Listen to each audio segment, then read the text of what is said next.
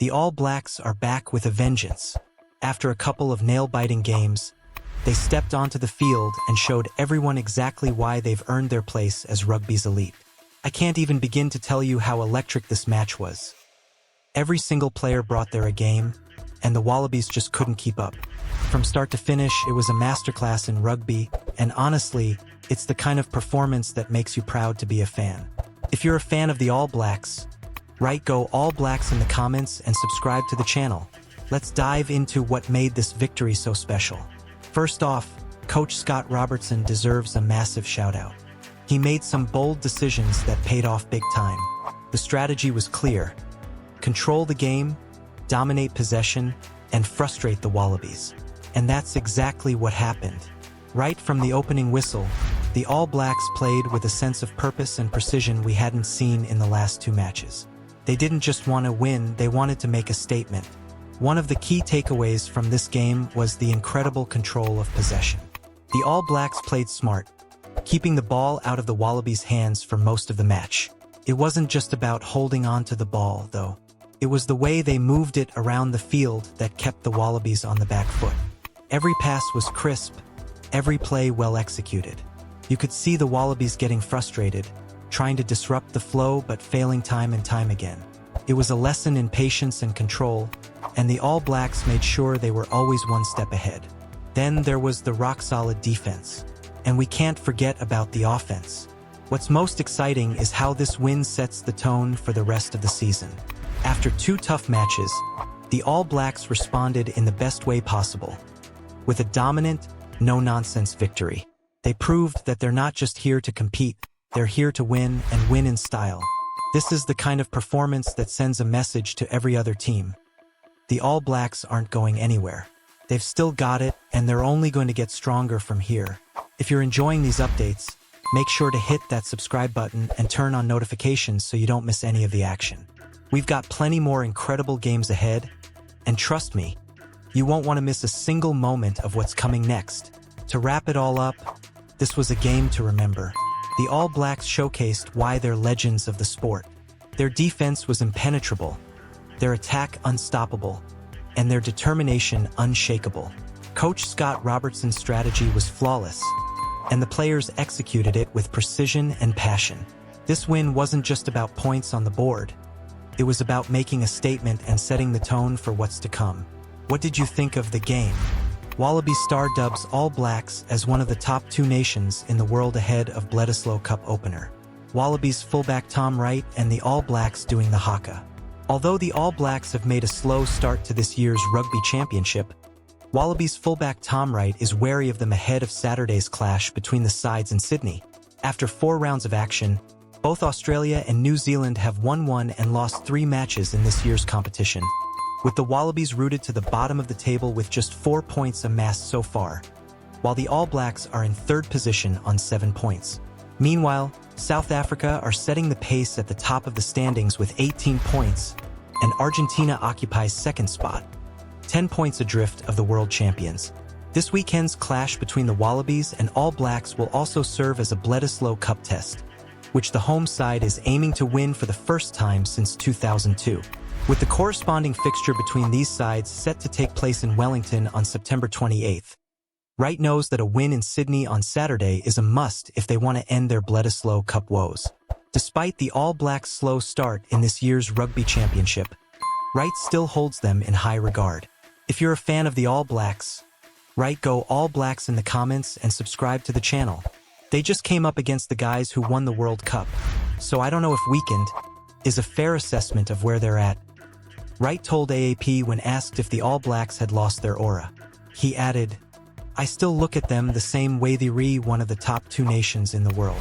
Anytime you lose and go back-to-back, as we faced a couple of weeks ago against South Africa, you certainly have your tail up and you're keen to rip in. They were a whisker away in both games that they lost, so we're expecting them to be up for it for sure." Wright is set to make his return to the Wallabies lineup after an ankle injury ruled him out of their humiliating 67-27 defeat against Los Pumas in their previous match in Santa Fe. He said that everyone associated with the Wallabies is determined to deliver an improved performance against the men in black. No one hurts more than the playing group and the staff. We know that the 40 minutes, second half against the Pumas, was really disappointing, and we're focused on making amends. Read more. World Rugby warned of existential threat as ex-Wallaby puts forward plans to rectify global issues. Our Wallabies player ratings from the victory over Los Pumas are in. Our Wallabies player ratings are in following their defeat to the Springboks. Following the announcement of Joe Schmidt's Wallabies squad, we pick our winners and losers from the team to face the Springboks in the Rugby Championship. Our winners and losers from Wallabies coach Joe Schmidt's team selection. Now, if you're as pumped as I am for the next game, hit that subscribe button and make sure to turn on notifications so you don't miss any updates from the All Blacks. You won't want to miss a single moment of action as we get closer to the Bledisloe Cup showdown. It's going to be an exciting journey, and with so much at stake, there's never been a better time to stay connected to the All Blacks. So, don't forget subscribe, like, and hit that bell. Before you go, let me know in the comments, what do you think? Will the Wallabies break their Bledisloe Cup drought? Or are the All Blacks ready to take it back home? All Black Star reveals the common trend which is harming New Zealand under Scott Robertson. Cody Taylor, the All Blacks hooker, has some thoughts on the current state of play for New Zealand's rugby team. Even though he's happy with the direction the All Blacks are heading in, there's one area he believes they're falling short. Heading into their Bledisloe Cup clashes against the Wallabies, New Zealand only has 1 win out of 4 in the Rugby Championship so far. Can you believe that it's been a tough go? Especially after losing at home to Argentina and dropping 2 more matches to South Africa in back-to-back fixtures. If you're a fan of the All Blacks, write "Go All Blacks" in the comments and subscribe to the channel. But the good news, despite the losses, Scott Robertson's squad has been hanging tough with the world champions. Cody Taylor insists that all the hard work isn't going to waste, it's just about becoming more clinical. I think we're creating a lot of opportunities, it's just a matter of finishing them, Taylor shared with reporters. That seems to be a recurring theme in their game reviews lately, and you've got to give credit where it's due. Taylor mentioned that South Africa knows exactly how to close out games and win test matches, which is why they currently wear the crown. But here's the thing. Taylor feels confident that New Zealand is on the right track. It's promising that we can play a brand of rugby that we're really proud of, he added. The team wants to play attacking rugby, and it's all about capitalizing on the chances they're creating, especially in those last crucial minutes of the game. Now, let's talk about the pack. Taylor was a standout performer during those tough games against South Africa, but he's the first to admit there's room for growth. The All Blacks managed to stand firm against the physical pressure of the Springboks, but Taylor knows the team can still improve significantly. We're proud of a few things, he said, referencing their performance. But there was also a candid review about the set-piece work and areas that need attention. Taylor's positive, though. He says the effort is there, and many of the boys are stepping up and taking ownership. There's a lot of pride around the things we did out there on the field, Taylor shared. It's just the start, and we've still got so much more potential to tap into.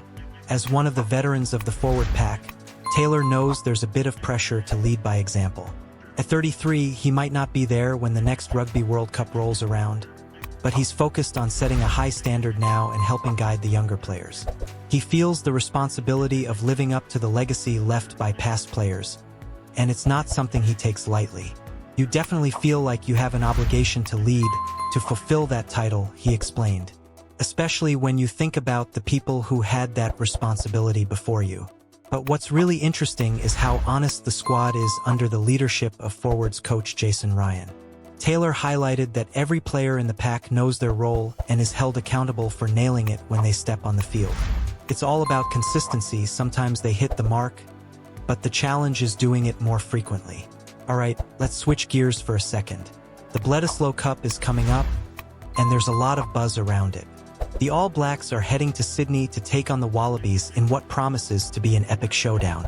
Oh, and by the way, if you've been following the debate around who should start at fly half, you know the Damian McKenzie versus Beauden Barrett conversation isn't going anywhere. Fans are still split on this one, but Scott Robertson has already made 4 changes to his matchday squad for the upcoming game. So, buckle up because it's going to be a ride. Now, before we wrap this up, make sure you hit that subscribe button and turn on notifications so you don't miss out on any All Blacks updates. We've got so much exciting content lined up, and trust me, you won't want to miss a second of it. And if you've made it this far, you're clearly passionate about the game and the team, so why not join the community? Alright, let's summarize what we've covered today.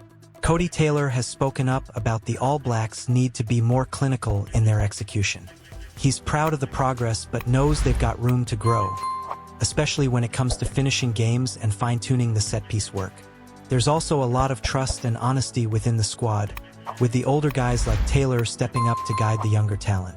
And let's not forget, the Bledisloe Cup is right around the corner, and the fly-half debate is still going strong.